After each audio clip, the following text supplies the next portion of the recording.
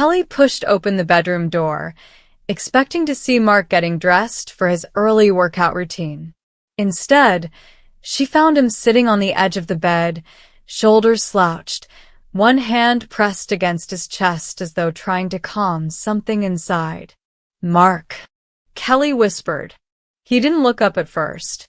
When he finally did, Kelly saw something in his eyes she had not seen in decades, not since his acting days when a scene required it. Fear.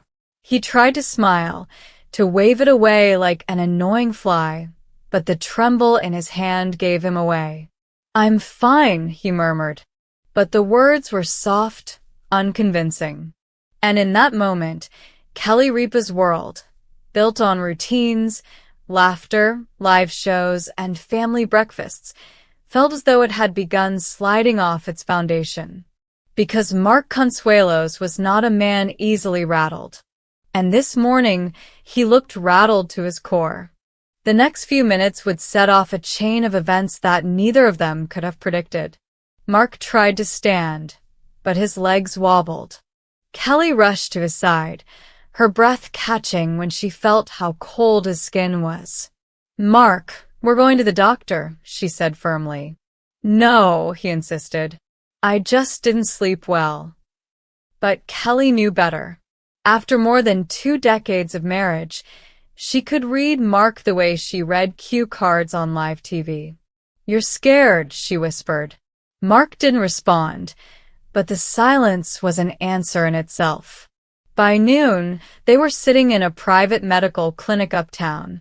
Fluorescent lights buzzed overhead, monitors beeped from behind thin walls, and every tick of the clock felt like a countdown to an unknown verdict. Mark underwent test after test, heart scans, blood panels, neurological exams. And then came the moment when the doctor walked into the room, holding a folder that looked much too thick for comfort. He paused before speaking. And pauses, especially in hospitals, are never a good sign. "Mark," the doctor began, "we've found something." Kelly felt her throat tighten.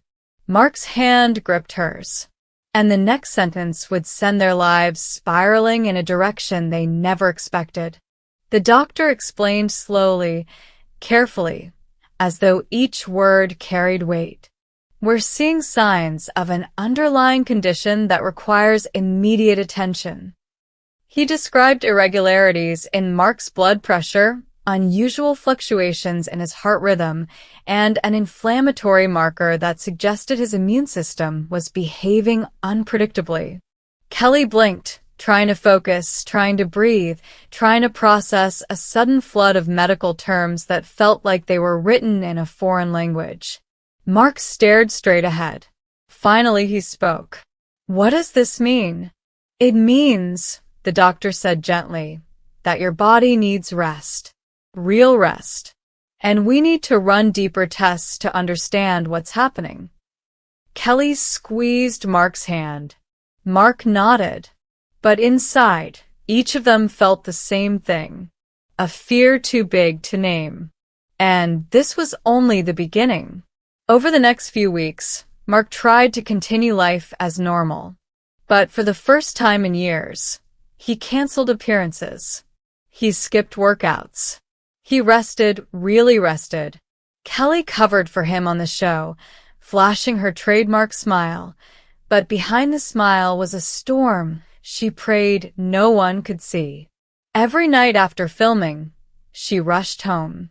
Every morning, she checked on him before the sun rose.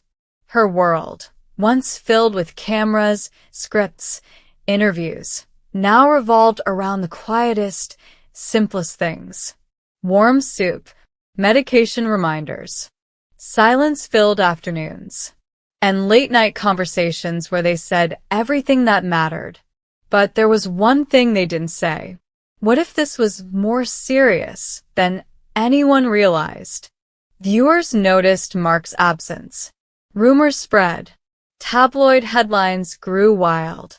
But Kelly refused to let the world speculate its way into their private battle.